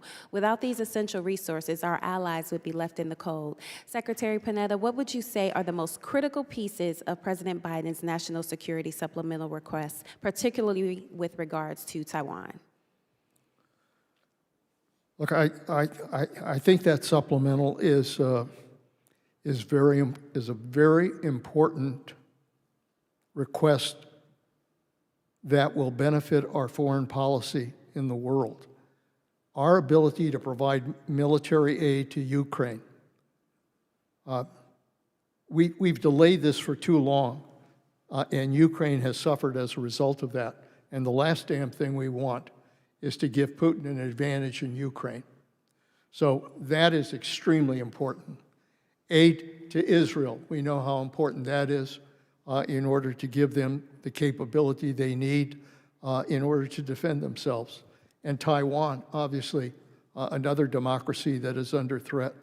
So every one of those pieces that are critical to the supplemental, I think the president has obviously made that request, but very frankly, I think the bipartisan support in the Congress is there to pass that package. We just need to get there. And I understand that we need a deal, and I understand we need to protect our border as well. All of that is critical, though, to being able to show the world that the United States stands by our word. And thank you. With that, I yield back. Thank you. 11 a.m. is a hard stop. The math doesn't currently work out if everybody stays here, but we're going to power through and get as many done up to 11. Ms. Hinson. Thank you, Mr. Chair. Good morning, gentlemen. Thank you both for being here and for your service to our country and for sharing your insights so our committee can do this very important work. It's obviously hugely challenging hearing about the lengths that the PRC will go to continue to undermine us. They are aligned against us for their agenda, which is to spread their authoritarian regime, not just through China and suppress the Chinese people, but continue to do this around the world. So obviously very concerning. While they care deeply about their surveillance state globally, they care about spreading that influence through the debt trap diplomacy, as I've heard you both reference, you know, the Belt and Road Initiative and the initiatives that they have tried to use to undermine and overpower these partnerships and relationships. Really, as we know, are really nothing more than an attempt to spread their authoritarian regime around the world and to undermine us in that process. So I want to focus on BRICS and the relationships there. Obviously, they have opened up BRICS to OPEC countries, and so when we talk about energy, and the vulnerabilities that exist there, with UAE, Iran, Saudi Arabia. How concerning is it that that bloc will really control the lion's share of oil production in the world, and what do you think that means for the United States and what our next steps need to be? That's directed at either of you, so. Thank you for the question, Congresswoman Hinson. The United States is the swing producer for energy in the world, if we permit it to be so. Secretary Panetta said I think it's an enormous mistake to even pause the production of LNG or the export of LNG, because that will cause downstream. The capital markets will stop underwriting LNG production, and we will have a gap. The United States should remain that. If we do that, if we continue to produce, we will be the producer of choice, and we will be the swing producer on price. Second, we're also an enormous consumer of energy as well. And so those countries that think they can form markets to the exclusion of U.S. consumers, U.S. industrial consumers and retail consumers, I think they're making a mistake, because we also drive price from the demand end as well. And so they're gonna do what they're gonna do. The last thing I'll say about that is, remember, those alliances form more strongly when our allies don't have confidence that the United States stands with them. When you tell the leader of the Kingdom of Saudi Arabia that he is a pariah, he is more likely to choose to align himself with our adversaries than he is with the United States. Those are fundamental errors in understanding how these nations operate, and we should never take for granted what Secretary Panetta said, which is that we have the capacity to build alliances out that will deliver good things for the American people. And if we get that piece right, America will be in a much better, stronger position. Do you have anything to add, Secretary Panetta? No, I agree with what Mike said. It is, we have, in dealing with this challenge from autocracy in the world, we have several areas that represent the strength of the United States. Our military power, our diplomatic power, our economic power, and our energy power. All are critical to our ability to be able to deal with these challenges that we're facing in the world. So on energy, it just seems to me extremely important that the alliances we build in order to make sure that we are developing an independent source of energy, and that we are working towards the ability to undermine Russia's ability and Iran's ability to control that area. Mm-hmm. Imagine if we could get our act together on energy, how effective that would be in undermining those countries. Yeah, we say in Iowa, all of the above, energy strategy and all of the below. So we're trying to do a little bit of everything. I think when you look at their strategy for BRICS and then you combine that with their strategy with Belt and Road, obviously you look at that debt trap diplomacy and what they've been able to do in South America. You talked a little bit about the instability there and potentially the war closer to home, Mr. Secretary, as well as what we've seen with kind of these unfulfilled loans and investments and China's ability to call on that capital. What do you think the United States' role needs to be in countering that? I just met with DJ Nordquist this morning to talk about, the World Bank and how our financial situation and how China's trying to grow influence there. So they're trying to pull these levers everywhere they're operating. What do you think our next step needs to be? I don't have much time, but let me just say one thing. When you mentioned the World Bank and our role in these things, we should never mistake our desire for the global system to work for reliance on these international organizations. My experience as Secretary of State was the UN was a wreck, that the World Bank was largely Chinese influenced. These institutions, these historic, a World Health Organization during the time of COVID, I could go on and on and on. We sometimes in America think international, therefore existing structures and frameworks. We should revisit each of those. If they are not functioning in a way that delivers for America, we should evaluate America's continued participation in each of those institutions. Mr. Carson. Thank you so much, Chairman. Thank you, Ranking Member, and thank you both. Good to see you again. Given PRC's economic interests and global motivations, what should we be doing in terms of watching China's expansion and their footprint in Africa?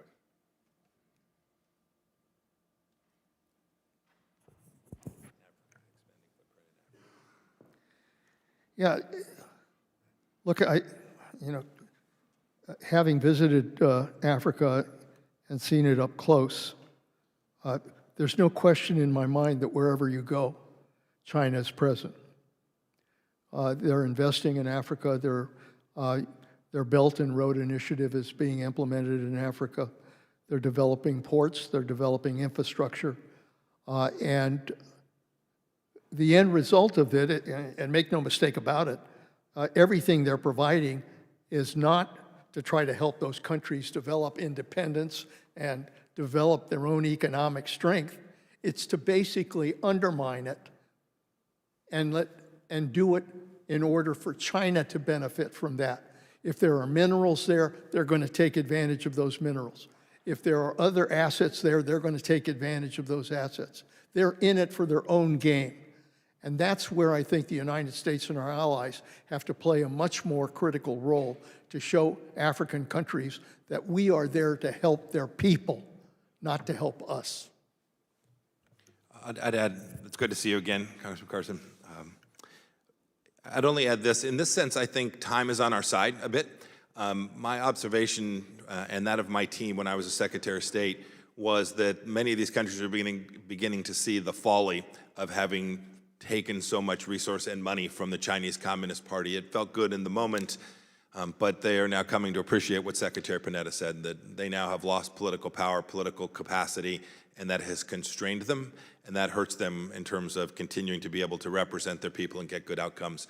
It means we have to be more active. I tried to get the State Department to do better so that the West could compete in those places. I think we made a little bit of progress, a lot more work to do, but I think as time marches on, if we continue our efforts in the way that Secretary Panetta described, that ultimately the norms that we have come to believe in the West will be ones that Africa will largely adopt as well. I hope I'm right about that, and I think that I am. Mr. Hood. Thank you, Mr. Chairman. I want to thank both of you for your tremendous service to our country, your commitment and dedication to what you've done to help make us a better country and a safer country. And I think it sends a strong message in a bipartisan way that both of you are here today and the message that you're sending. So grateful for that. I wanted to, this committee has focused on a number of different things over the last year. One is exposing the malign activities of the CCP that I think we've done a good job in doing. The second thing is figuring out how do we win the strategic competition against China. And in my view, winning that on the economic front is key to the future on how we do that. Going back over 20 years ago when we allowed China into the World Trade Organization, that seems to be a pivotal moment in this country. The argument at the time, none of us I think were in Congress then, but the argument was bring China into the World Trade Organization. They're going to modernize, they're going to liberalize, their economy is going to become more like us. They're going to be part of the world global order. Clearly, that didn't work out the way that many of us thought it would.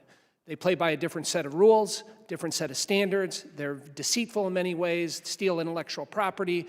And so here we are today having to deal with that. But we also have the reality that we have the two largest economic powers in the world. I think about my own district, probably similar to yours, Secretary Pompeo, corn and soybeans. 40% goes to China every year. My farmers need to rely on that market to do it. Take your Fortune 200 companies that are heavily invested in China. They're in bed in many ways with the CCP in terms of their business there. I have the largest concentration of Caterpillar workers anywhere in the world. CAT has 29 manufacturing plants in China, 4 R&D facilities there, and you can take any company and look at that. So when we think about how do we win the strategic competition against China, it's tough because it's our people in this country willing to take the economic hit that may be required. And many of us here in Congress want to go to a Cold War mentality with China on an economic front. And so we hear constantly from the BRT, the Business Roundtable, the Chamber of Commerce companies that are in China saying, well, maybe you guys ought to hold off, pump the brakes, be careful about what you're doing. I'm curious, as we think about how we win the strategic competition economically, your advice on that. I'll give you 2 thoughts. First, one, not fault those businesses for their activities there. As a historic matter. We encouraged them to go there. This was, in fact, the model that you described from the accession to the World Trade Organization. Go there, be there, they'll become more like us. It just epically failed. It didn't work. It may have been reasonable at the time. What's that mean for Kansas farmers and for manufacturers across America who depend on it? It means Two things. One, don't count on the fact that it will be a U.S. policy decision that drives them out of the country. We can see this already today. Executives being detained, products not being permitted to move. The Chinese Communist Party will have a say in the level of disconnection between our two economies, and I think Xi Jinping is intent upon making his country more self-reliant. So I would urge those leaders of those businesses to be thinking about alternative markets and how you de-risk your balance sheet from a presence in China today, and doing so immediately. The second piece is, and this is the policy role, we need to be clear about those things that are legal and illegal. It is difficult for business leaders when we tell them, oh, you ought not do that, but it is lawful. I promise you the Chinese Communist Party is telling them what is illegal inside of their country, and it is becoming more difficult, more punitive, and harder for them to operate in both of those environments. You, policymakers, have the responsibility to say, if you really want this disconnection, if you really want certain elements of supply chain moved, if you want them done, then we need to put a legal regime in place, and I promise you, the American economy will prosper, we will prevail. The Chinese Communist Party is far more dependent on America than we are on them, and we ought to use that to our advantage. Thank you. Secretary Panetta. Yeah, look, I agree with what Mike said. There are two important areas here. One is the competition in the economy, and there's nobody better at competition than the United States. Our farmers, our manufacturers, our businessmen, I mean, we know how to get it done. Innovation, creativity, that goes to the strength of our economy. So I think it is very important for the United States to be able to unleash that kind of creativity and capability. And too often we try to restrict it because of various rules, et cetera. We ought to be enhancing the freedom of our economy in order to allow people to compete and to develop the kind of products that sell in the world. Secondly, in dealing with China, I mean, look, I'm a believer in free trade, but I'm also a believer in fair trade. And the problem with China is, you know, we engage in trade, but they don't believe in fair trade in the way they operate. And what we have to do is we've got to be able to put, and you did it with your recommendations on the economy. I think they're great recommendations. You got 152 recommendations. They're right on point. And one of those is making sure that we take the WTO and make certain that the WTO is strong enough to be able to say to China when it engages in unfair trade that that's what you're doing and you're going to be penalized for that. Gentleman's time has expired. Mr. Torres. Secretary Panetta, you and I share belief in American leadership. We share belief that America, for all its imperfections, is on balance a force for good in the world, and that America plays an indispensable role as the leader of the free world and the enforcer of the rules-based international order, and that the alternative, a world shaped in the totalitarian image of the CCP, is too terrifying to imagine. But that basic belief in the benignity and necessity of America's global leadership, which is the raison d'etre of the China Committee, has been eroding not only abroad but here at home, where we are witnessing the rise of isolationism on both the left and the right. And so America as a democracy, constrained as it should be by the consent of the governed, is American global leadership politically sustainable in the long run if American sentiment here at home takes a decidedly isolationist turn, as it did in the aftermath of World War I? Yeah, look, we made that mistake before. Before World War II, this country decided that somehow it could be isolationist and not have to get involved in dealing with the challenges and the threats abroad. We learned our lesson. I hope we learned our lesson, which is that you can't put your head in the sand. In a global world, it's even more so. The United States has to be out there, has to be dealing with our allies, has to be developing relationships with those that agree with the goals that we seek. We have to be engaged with the world. We cannot just simply pull back and pretend that somehow we can escape our responsibilities in the world and just somehow focus on issues here in the United States. Yes, we have to be concerned about the United States. Yes, we have to be concerned about our economy. But we also have to be concerned about our role in the world. The United States has to be a world leader. If there's any lesson we learned from World War II, is that the United States is a world leader. And let me tell you something. If the United States is not a world leader, nobody else will play that role. In your testimony, Secretary Panetta, you said that America needs to send a message that it stands by our allies, but Congress itself has sent nothing but mixed messaging. Even though there's overwhelming bipartisan, bicameral support for Israel and Taiwan, there has been an indefinite delay in delivering aid to both countries. Congress fails to act not only when Democrats and Republicans disagree, we fail to act even when we agree. And if there were standalone bills on Israel and Taiwan with no poison pills, both bills would pass overwhelmingly in both chambers of Congress.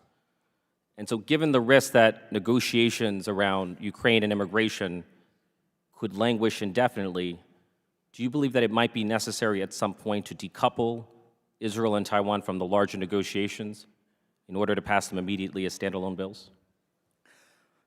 Well, look, as a former member of Congress, I've said in my over 50 years of public life, I've seen Washington at its best, and I've seen Washington at its worst. The good news is I've seen Washington work. The reason I said I had the best job in the world as a member of Congress is because Republicans and Democrats, when I was here, worked together. We worked together and we got things done. We had good relationships. And when an issue like aid to a foreign country came around, we worked together. Look, I understand that politics is involved. I understand that there's the give and take. I mean, that's what democracy is all about. And I understand that dynamic. But in the end, it isn't about scoring political points. It's about governing. You guys aren't elected to come back here and pound your shoe on the table. You're elected to come back here and govern. That's what people elect you for. And for that reason, ultimately, people who of goodwill need to sit down, develop whatever deal they can develop, and get it passed. And if they can't get a deal, then there is no question that they have got to move Ukraine aid, Israel aid, and Taiwan aid on its own. And I guess I have 10 seconds left. Do you feel China is emboldened by Donald Trump's America First isolationism or deterred by it? Look, Was that for me? Oh, that's time has expired, and we were trying to hit the 11 o'clock deadline. Mr. Banks is recognized. Secretary Pompeo, I'm not sure the world has ever experienced... Questions for the record will be considered. Secretary Pompeo, I'm not sure the world has ever experienced the American foreign policy whiplash from peace through strength, the swagger of the Trump-Pompeo approach, to the weakness and appeasement that we see coming from the current administration. Why did Putin wait for you and President Trump to leave office before he invaded Ukraine? It's good to see you again. Look, I try to take a fact-based approach to these things. I often get asked, would these things have happened if you all were still there? I avoid answering those. I can only articulate that they did not. I can only articulate that Putin decided that it was not a wise time to invade Ukraine while we were there, and then shortly thereafter began to continue his effort to take more of Ukraine. He took a fifth of Ukraine under President Obama, 0% during our time, and then went at it again. In the end, Putin didn't change. Putin's been the same guy since he was a young KGB officer. His desire for greater Russia is deep and embedded in his DNA. The only thing that stops these bad actors from roaming free around the world is an America prepared to respond in a way that puts more costs on them than the benefits of action. So fast forward, last weekend, 3 of our American heroes were killed by a drone operated by the Houthis. What would have been the swift, appropriate reaction to hold those accountable for killing our American heroes? It's hard to know, Congressman, exactly the response at an operational level that we would have taken. deterrence is always temporary. It's one of the things I reminded everyone in the administration. When you have deterrence for a moment, you can squander it so quickly. And frankly, that's what has happened. We've lost that moment. By the way, we had risk too. There were rounds fired at the U.S. Embassy in Baghdad when I was a Secretary of State. We armed the damn thing to the teeth to protect our young men and women who were there, military and diplomatic women that were in that facility. And then when we were beginning to have deterrence slip, we took a strike on General Soleimani that restored that very deterrence for a time, for a period. I think the Trump administration would have recognized long ago, this would have been before October 7th, that you can't negotiate with the Ayatollah. You can't release sanctions and allow them to grow their foreign exchange reserves from $4 billion to over $50 or $60 billion. That money will be used for terror, and this is now the risk that we have in the escalations taking place as a result of the United States and our allies and partners having lost that deterrent capability, and will. Secretary Pompeo, you notably warned our nation's governors about not getting too entwined and entangled with the Chinese Communist Party, as many of them did. As Washington becomes more aware of the China threat, the CCP has targeted many of our state's governors. This morning, the Washington Post published a story about the CCP's United Front efforts amping up their engagement with our nation's mayors, including the mayor of Carmel, Indiana, in my state, the former mayor, he just left office, who went on lavish trips to China and engaged at a high level with Chinese officials in their country. Why should our nation's mayors stray away from these types of entanglements with the sister cities projects and other CCP United Front efforts? You know, Congressman Banks, it's in some ways parallel to what we were talking about in Africa, right? The Chinese Communist Party will always show up at people's doors with things that feel good. The remarks I made to the National Governors Association, I had to run through a State Department roadblock to make those remarks. It was hard for even the State Department to see this threat, not just at the federal level, but this was to a series of governors. And I now remind people, the Chinese Communist Party is showing up at school board meetings. They're showing up at city council meetings and county commission meetings all across America. In your state, Chairman Gallagher, in Wisconsin, they made a hard play for your state legislative body. They are determined to propagate their efforts. They want to make friends so that when they're confronted, they can turn to their friends and say, we're not such bad guys after all. The Chinese Communist Party is truly evil. They will work at every level of government. They will work against our private sector as well. They'll show up at PTA meetings if that's what it takes. This is an effort at every level for the Chinese Communist Party to have a capacity to influence our government. Can you expand on why the sister cities program is so dangerous? When the Chinese Communist Party shows up at your school and offers a free swing set, it is not because they care about the health of your children. That's maybe the simplest way to articulate sister cities programs and the Confucius Institutes and all of these United Front efforts inside of our country. They may show up and give you some temporary lift, but in the end, it is about them, not about us. Mr. Khanna. Thank you, Mr. Chair. Thank you, Secretary Panetta and Secretary Pompeo, for your service to our country. As you know, we hollowed out a lot of our manufacturing in this country, and a lot of it went to China. China has a massive trade deficit. We still have a massive trade deficit with China, and China has trade surpluses with Japan, with South Korea, with India, engaged in unfair economic competition.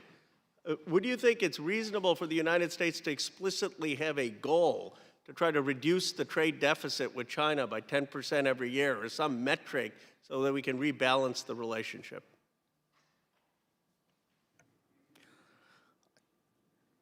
I think it is very important for the United States to be able to develop industry, manufacturing, develop those products that are important, particularly to our national security.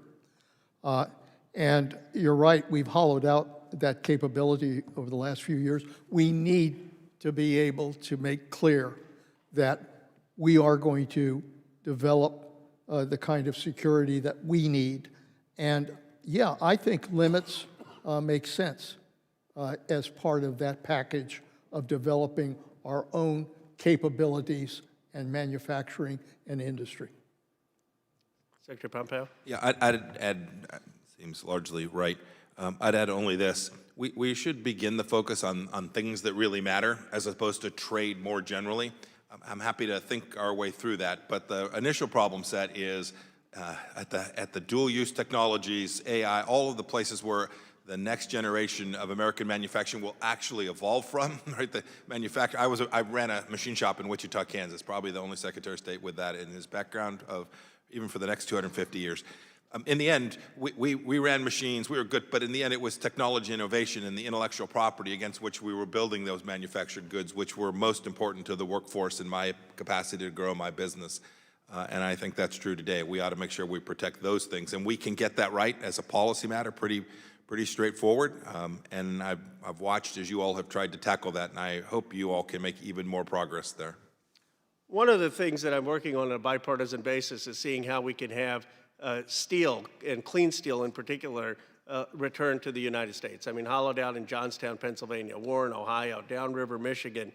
Keith Crotch, who worked for you, Secretary Pompeo, was one of the originators of the Chips and Science Act. I mean, that I give him credit, even as we worked with Todd Young and Chairman Gallagher was in an earlier part on the Endless Frontiers.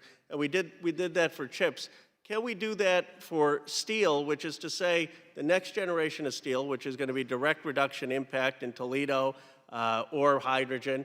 Why can't we lead in something like that and have the government partner with the Cleveland Cliffs on an issue like that, like we did for chips? I mean, we went from the largest exporter of steel, now 9 out of the 15 biggest steel companies are in China. So one, would you support a chips-like approach to new modern steel plants in the United States? And second, if you could just add, since then I'll give you the rest of the time, I don't understand how we're even thinking of letting Nippon Steel buy U.S. steel. I mean, Japan would never let us buy one of their steel plants. I mean, why is this even a question? I guess I'll start with the second one and then the first one. I actually encourage foreign direct investment in the United States. I think it's incredibly important. It has created thousands and thousands of jobs in my hometown of Wichita, Kansas. Foreign companies who say, Japanese, European companies who want to come invest in America and create jobs. South Koreans now investing enormous amounts of money in Texas to build semiconductor fab. I think we should be enormously supportive of foreign direct investment when it wants to come here on American terms, and these are our friends and allies. Second, I did support the Chips and Science Act. It was with a touch of reluctance in my heart, but it was between Secretary Ross and myself and our two teams. And by the way, Secretary Raimondo has been fantastic on this. I credit the Biden administration for this. This was a set of technologies that mattered, and we had none of it here at home. I think that's the quintessential model for when someone needs to use American taxpayer dollars as a form of industrial policy. I think we need to be very careful about how and when we do that. And I prefer competition as the model, but when the competition is unfair and capital markets won't support an important technology for our soldiers, sailors, airmen, and Marines, then I think we can do that. And if someone could make the case that steel were so, I'd support it.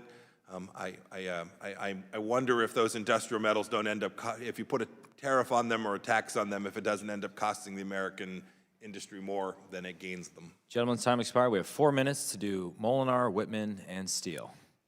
The Congresswoman, not Steele. We can do it.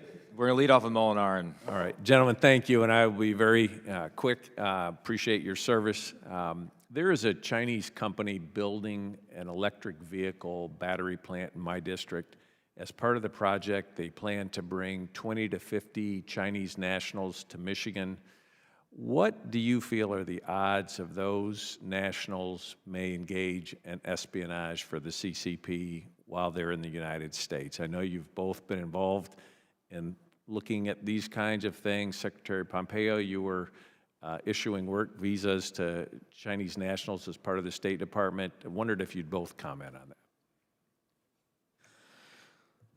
Look, I don't think there's any question that they're going to take advantage of that situation, and I think we have to be very vigilant about what the hell's going on. That's just the way they operate. They'll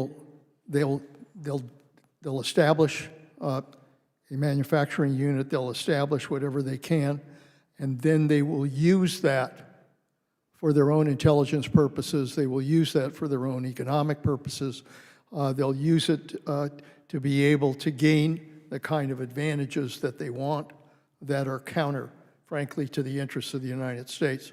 I think it is very important in those situations to make sure that that the United States and that our intelligence capabilities are being used to make sure that we know what they are doing that could hurt the United States. I think it is worse than the fact that they will engage in espionage. I think that's just top of the list. They will use this in ways that will leverage Chinese advantage.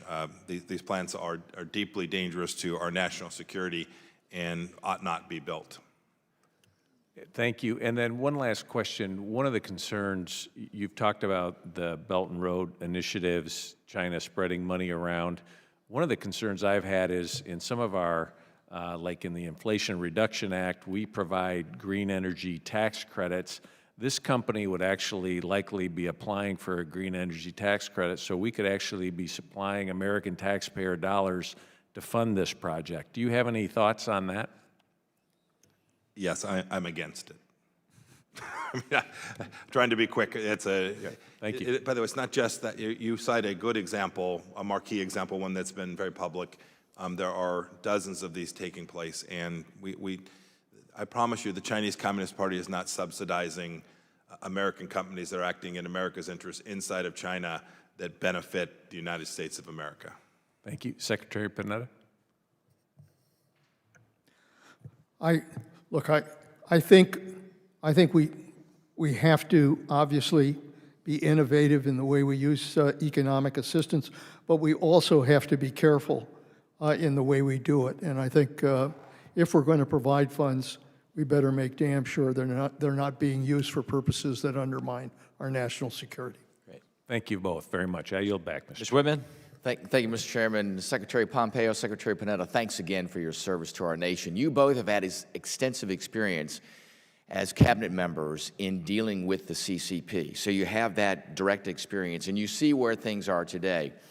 Tell us, what is the most significant change that you have seen with the CCP? And do you think today that Xi Jinping and the CCP are more likely or less likely to take decisive action to reunify Taiwan? Briefly, please. As I mentioned in my testimony, I've visited with Xi a number of times when I was both director as well as Secretary of Defense. And at the time, I remember one conversation where he was being critical that we were rebalancing our force to the Pacific. And I said, look, we're a Pacific power. We have every right to have a presence in the Pacific. What you ought to be interested in is what you can do to work with us to deal with North Korea, to deal with the problems of trade, to deal with the problems of a free